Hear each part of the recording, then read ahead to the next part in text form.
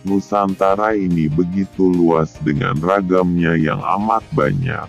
Mulai dari kebudayaan hingga sumber daya alamnya yang melimpah membuat kita seakan tak pernah puas untuk menyusuri pesona Nusantara. Begitupun dengan kepercayaan yang dimiliki oleh masyarakat Indonesia.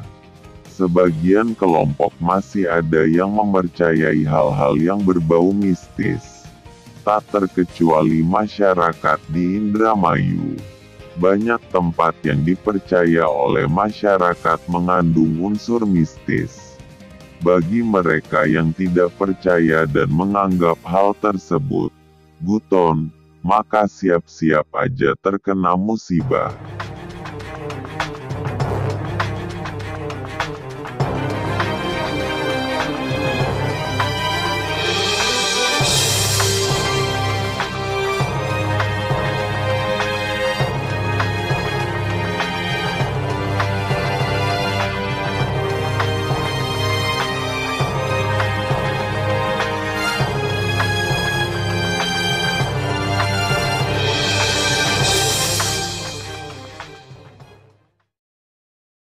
Kisah ini diceritakan langsung oleh narasumber yang berperan langsung dalam cerita mistis ini.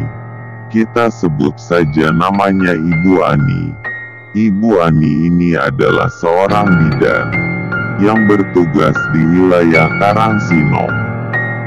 Kurang lebih kisah ini terjadi di tahun 2011. Ibu Ani seperti biasanya beliau duduk sembari main HP di ruangannya. Waktu itu hari Jumat malam Sabtu. Sekitar jam 9 malam ada seorang laki-laki sekitar umur 40 tahunan menghampirinya dan meminta tolong kepada Ibu Ani. Kata Ibu Ani, laki-laki itu meminta pertolongan Ibu Ani untuk istrinya yang mau melahirkan. Tidak basa-basi lagi, Ibu Ani langsung bergegas berangkat dengan laki-laki itu menggunakan sepeda motornya. Ibu Ani membonceng sepeda motor milik laki-laki itu. Di sepanjang perjalanan Ibu Ani merasa aneh dengan laki-laki itu. Karena tidak ada sepatah kata pun yang terucap dari laki-laki itu. Tibalah Ibu Ani di lokasi, tepatnya di wilayah Gabus Wetan. Pengakuan Ibu Ani, di sekitar rumahnya ada beberapa rumah-rumah mewah dan lampunya terang. Ibu Ani langsung dipersilakan masuk oleh keluarganya.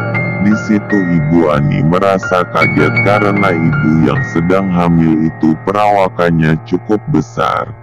Dan Ibu Ani langsung menolong ibu hamil itu dengan alat-alat medis seadanya. Ibu Ani memberikan suntik dan infus kepada ibu hamil tersebut.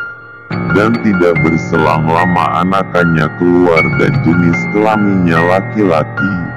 Ibu Ani langsung membersihkan bayi tersebut dan memotong tali pusarnya yang masih melilit di leher bayi tersebut.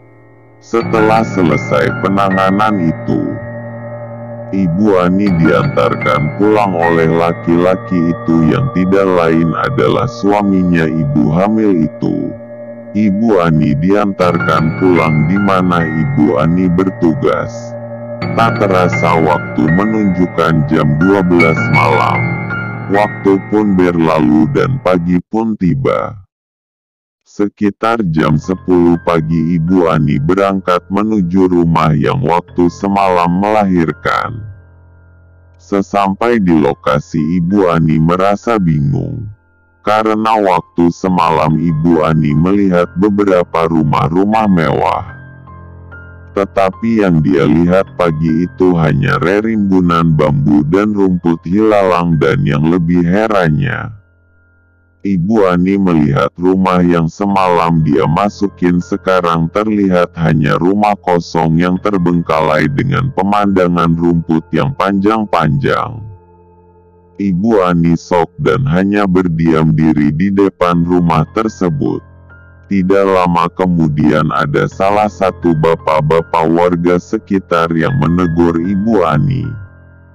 "Sedang cari siapa?" kata bapak tersebut. Tanpa sepatah kata pun Ibu Ani itu pergi dari lokasi rumah tersebut. Selang beberapa hari warga tersebut penasaran kepada Ibu Bidan Ani untuk menanyakan apa yang telah terjadi sebenarnya. Setelah beberapa warga menemui Ibu Bidan Ani, saat itu Ibu Ani sedang tidak enak badan, tetapi Ibu Ani mau menceritakan yang telah terjadi di malam itu, dan beberapa warga yang mendengar cerita Ibu Ani itu terlihat kaget. Dan saat itu juga salah satu warga menceritakan kebenaran rumah kosong tersebut kepada Ibu Ani.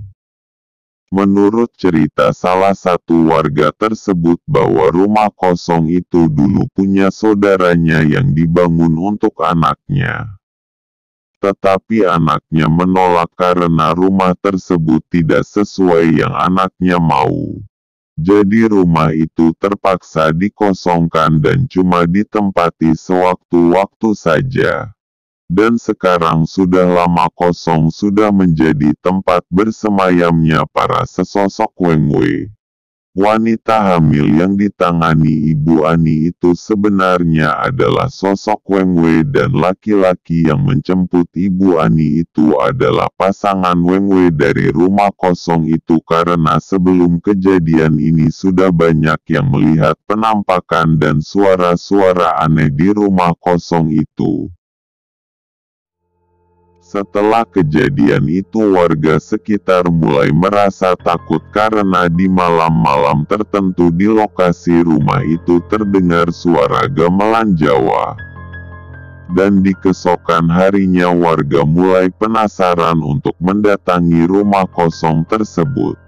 Dan ternyata di rumah itu ada banyak sekali cangkang telur yang menumpuk di tempat sampah dalam rumah kosong itu.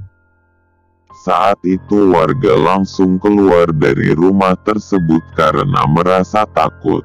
Tidak hanya itu, ada juga katanya tukang ojek dari Karangsinom juga yang mengantarkan salah satu penumpang yang mau diantarkan pulang ke rumah kosong itu.